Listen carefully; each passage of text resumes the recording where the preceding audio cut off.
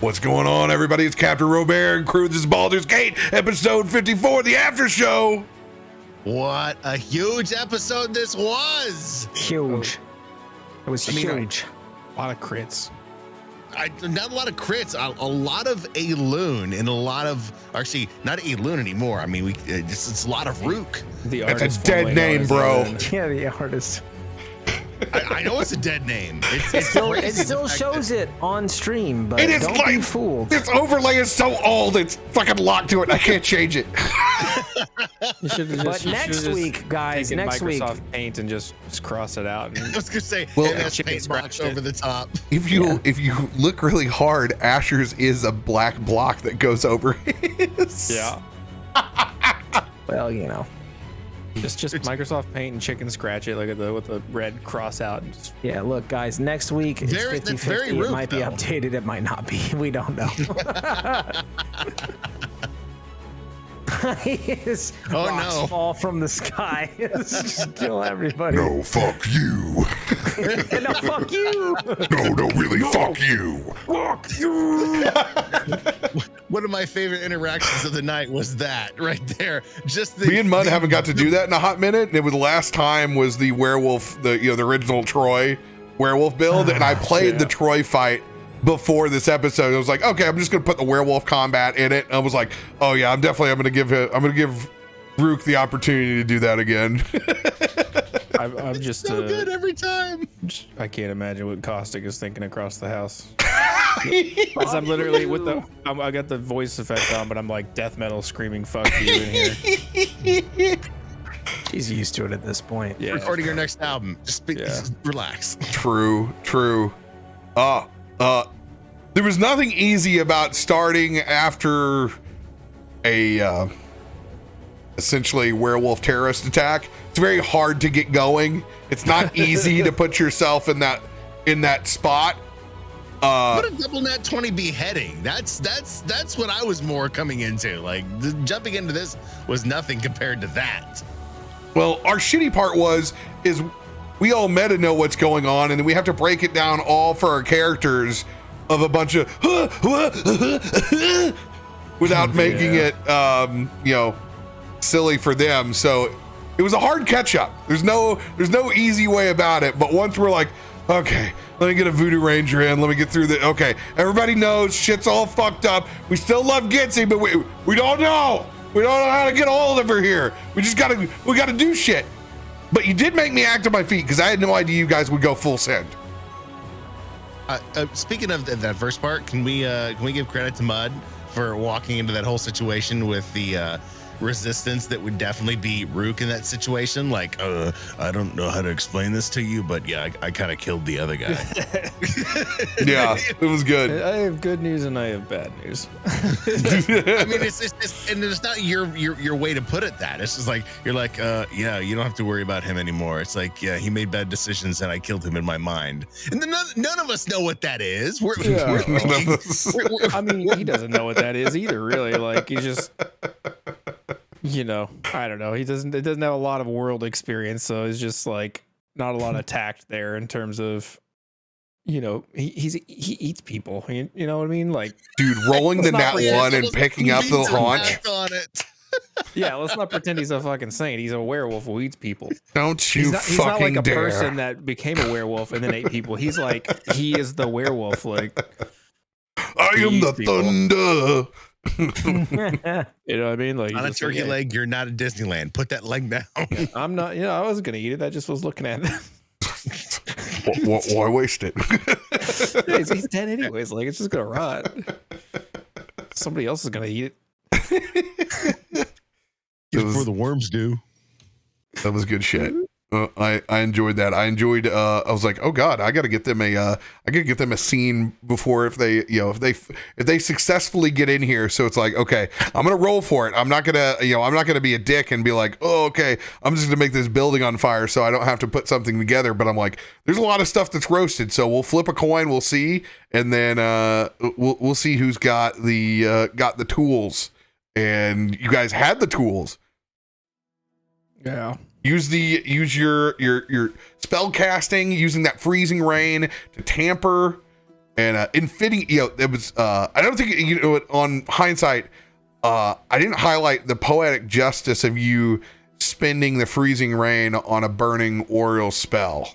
Like, I got it like after you pushed through, because I knew I was like, I have to come up with a couple of things for you guys to do within it to make it interactive. But like, what a dope poetic way with you and Tide Cutter from Josiah. Like, you kind of that was dope. Exercise, I don't know, like the demons from it. Like it wiped it clean of its its previous owner. Very, very poetic. I thought that was really cool. It was about that time that I realized that I don't have my breath weapon anymore. Because I was like, oh, I'll just blast it with some cold breath. Like, oh wait, I don't have any monk shit anymore. Well, you got a bunch of other cool stuff, and it's gonna be interesting to see kind of how that goes. But yeah, I mean, it was like going from one combat straight into another combat is like pretty rough.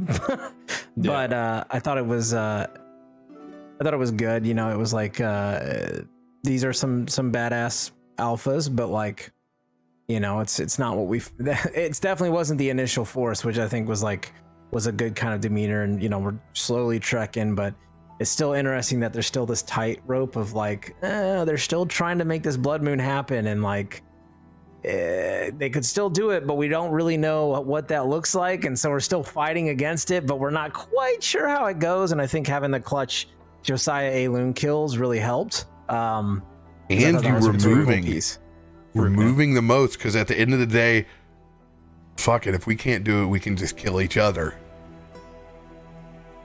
It's true. Starting to like take that piece away between the Mage Hunter sword and Josiah's Life Stealer. Cool to see it crit again and create the soul. I gotta go in and make some lore for you for like what you can do with that piece, because it's essentially a soul coin. Yeah, that's two of them now. I'm keeping track. And if there's one place where a soul coin has got some leverage and some mileage, it's Baldur's Gate. Literally the fucking logo. Yeah, that sword is dope. It's gonna be interesting to see how, like, because we got all this new gear of like stealing souls and anti-magic swords and frost shit, and like we got all this new shit that we haven't really gotten to use too much yet. And I was just thinking, like, man, I gotta be careful with this magic mage sword, because like if I brand of castigation somebody and then hit him with a sword, like my fucking brand's gone. You know what I mean? Like, I'm just gonna... Yeah, residual mat, like you're breaking shit back and forth. It was cool to get to see you use it during your own and remove the mark on yourself. Like, no, it was cool. I wasn't even thinking about it when I did it. I was like, oh, but wait. Like you can paladin cleanse yourself in the most blood hunter way now. And I think that's just thematically one of the coolest things that's ever accidentally happened. Yeah. Oh, God. Got goosebumps thinking you pull that away as it like drug that through. It's like you literally can cut the magic out of you. Oh, that's so cool. Yeah. Yeah, pretty freaking awesome. Yeah, it's pretty cool. It's awesome. It's a dope sword. I'm looking forward to using the reaction to counterspell with it at some point. Yeah, to take that big swing. Which I think helps, right? Because I'm like really the only one that can do that in the group, and it's like I can only do it once. So it's like you get up to we've had those fights where there's like 4 spellcasters, and it's like, which one do I choose to try and do this? And it's like, oh, now there's a little bit more utility to like, oh, hey, I can do this too. And there's going to be some changes coming to counterspell as well. Oh no, that we have on the deck. Proposed. I'm looking at workshopping, not counterspelling anything under third level. Leaving it for major components, but I'm going to play with it. I'm going to play with it a little bit more. There may be some something where we tamper down the power creep on it. That's so hard, because some of those rolls are now like when you're playing it in between 10 and 15 combat, you're starting to get like 28s through 35s and like some serious numbers that you're like, can I stack on this? So the next time that where it's going to be active, I have a hard set of like, okay, this is current counter spell for everybody. But so when we cast a spell, we would say, where I'm casting a 3rd level spell or I'm casting a 4th level spell, and you kind of I'm looking from that point. I'm looking at taking spell level completely out of it and pulling it out and doing it where it's the power of the caster is the across the block. So it's not we're not doing any extra math with it. It's just this, and it's going to be it's what I'm trying to do is bring the back and forth. We haven't had good back and forth with it in a hot minute. It's either been like big win or big loss, either side. I want to come back to where we get some play out of it is the goal. I love it. That's where it's fun, and not where it's just like boom, shit stomp. I rolled a 19 and it's fucking all right, 38, beat it. Yeah. Which you've done. Well, unfortunately, I keep fucking critting. I've been on a streak with it, so I want it to get back to a little bit cooler place. So, yeah. I like that because like my whole class is like that. Like I'm supposed to be really good at counterspelling, and I'm like, oh, like I've got a high thing, but man, that like he's got a real high thing. Like, yeah, it's power crypt on their side where it's got to get balanced back out again. And we've noticed that over the last 2. So I'm going to make corrections to that, make it fun again. You know, one thing I was just thinking about is that it'd be interesting to see as we develop more with like the Rook Aelun thing. Like Asher's already like, you know, asking questions like, how does that work? So I'm interested to see how Asher starts like figuring things out because he was already asking questions. But then I'm more interested to see. Because at the beginning you told Rook, or Jinrid told Rook, or was it Josiah, that you were looking for me when you definitely were not? Oh yeah, 100%. I told you we were looking for you. Yeah. So like that whole part of it too, like that was super interesting to me that you were like, oh yeah, we were looking for you, and we're like, I mean, technically we were at the party, and I was. We did look for you in the party. You didn't lie. Yeah. Didn't lie. And you know what? When I was looking for you, I just happened to find Asher. So I mean, we brought him into the table. He can attest to that. I didn't lie. I might be a son of a bitch, but I'm not that big of a son of a bitch.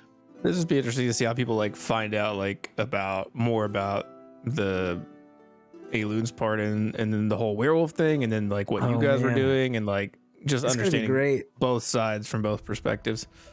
Might be because I like right now I'm just like I don't know what you're talking about, but I'm just gonna chalk this up as some weird full moon shit, and I'll talk to Aelun tomorrow. Yeah, right. It's like exactly how I'm like picturing it. Is like you can't cut your own head off.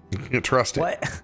Like it's just like okay, you're just clearly not thinking straight, but we have to deal with this first, and yeah, it's gonna be interesting. That's true. Like the only evidence you actually have is what he's told you. So, and Haley Aries wants to see you like. There's combat inspirations are like. Go ahead, fuck around, find out, like, do the wrong thing. Like, totally wants to give you the rope to hang yourself to see, and it's always Rook's to lay the pathway down that, like, no, this is my true nature, versus someone that would easily put a hatchet in them tomorrow if they needed to. Yeah, that'd be interesting to see how that all develops and stuff. I will say the one thing that was interesting is how you spoke about Aelun, because to me that's so much more of a darker conversation than like he's ever like really known Aelun to be, at least from Asher's perspective of like, you know what I mean, like the way you described, like the way Rook described it was like, yeah, he was power hungry and he was for this and he wanted this to happen so that he could, you know, get this power and do these things and like, you know, like kill people. I think something fair, we couldn't stop it. Yeah, for sure. But like, it was still like, it was just the way that you kind of described it, like the narrative, it was just like, that's crazy. Like, you know, I think you said something like, you know, people have to die in order for this to happen. And, you know, it was like, whatever, like, you know, killing innocent people, blah, blah, blah. And it was just like, I just remember being like, holy shit, this is like way different of an expectation than I think Asher even ever thought to hear. So I think that's going to be a little bit fun to kind of dive into. Yeah.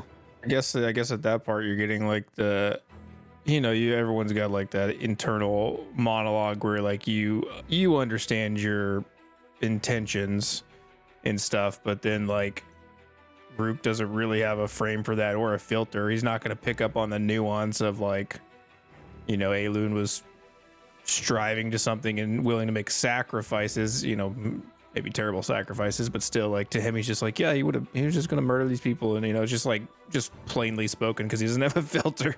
Yeah. So there's no nuance like, to it. I'm only doing this so that I can get this power so that I can then kill the god. Like, yeah.